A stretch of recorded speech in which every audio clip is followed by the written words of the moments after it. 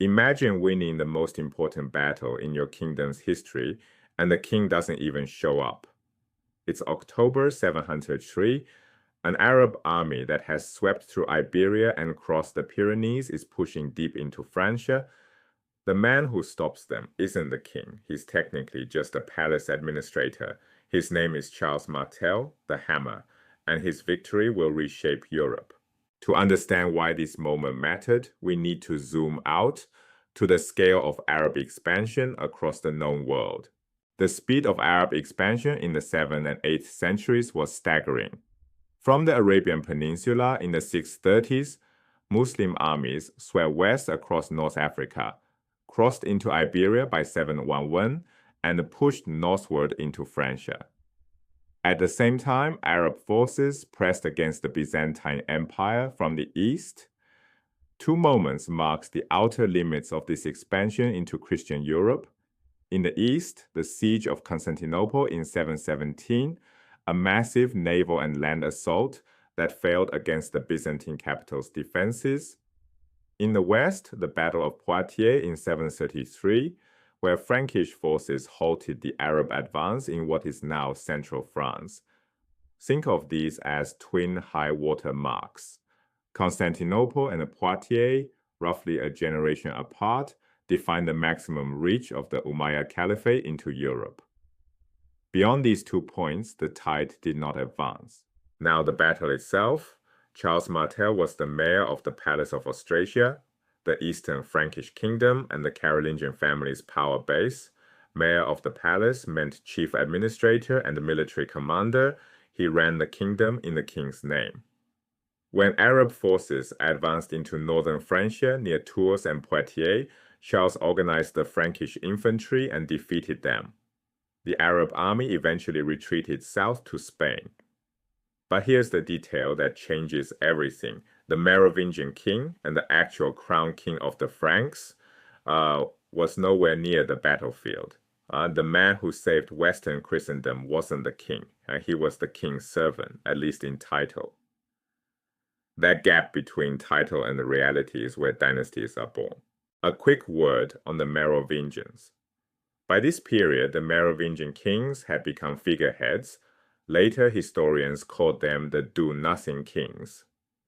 Real governing power had shifted to the mayors of the palace, especially in Austrasia. The Carolingian family had been consolidating this role for decades before Poitiers.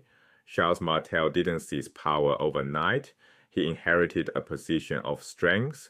But Poitiers alone didn't make the Carolingians kings. That took a century of positioning and the 5 converging forces. First, Merovingian weakness.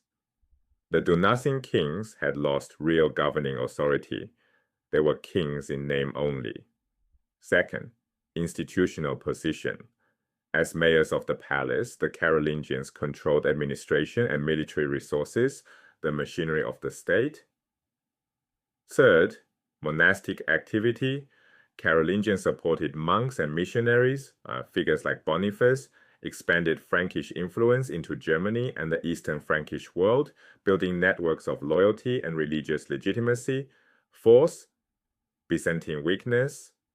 Constantinople could not project power into Western Europe, leaving a vacuum that the Franks filled.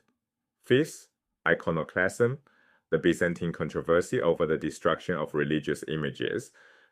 This bitter dispute alienated the papacy from Constantinople and pushed Rome toward the Franks as its new protectors. These 5 forces converged over decades.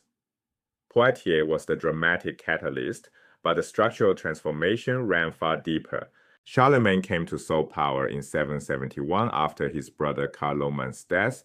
He inherited over a century of accumulated Carolingian advantage. His biographer Einhard left us a vivid portrait. Charlemagne was a warrior who campaigned year after year, relentless, physical, commanding, yet he valued learning. He slept with Augustine's City of God by his bedside, even though he never fully mastered reading and writing. He was pious but practical, devout but not introspective, thoroughly a man of his time, not a philosopher king, but a warrior king, who understood the power of the church. So when Charlemagne took the throne in 771, he wasn't starting from scratch. He was standing on a century of accumulated power and the echo of a hammer. The Battle of Poitiers didn't just stop an army, it created a new political reality. Military prestige flowed to the Carolingians, not the Merovingians. Within one generation, Charles Martel's son Pepin the Short deposed the last Merovingian king with the Pope's explicit blessing. Within 2 generations, Charlemagne was crowned emperor by the Pope in Rome on Christmas Day, 800. The Carolingian ascent is a case study in how power actually transfers, not in a single dramatic moment, but through the slow accumulation of military credibility, institutional control, religious legitimacy, and the exploitation of rivals' weaknesses. Charlemagne didn't build an empire from nothing.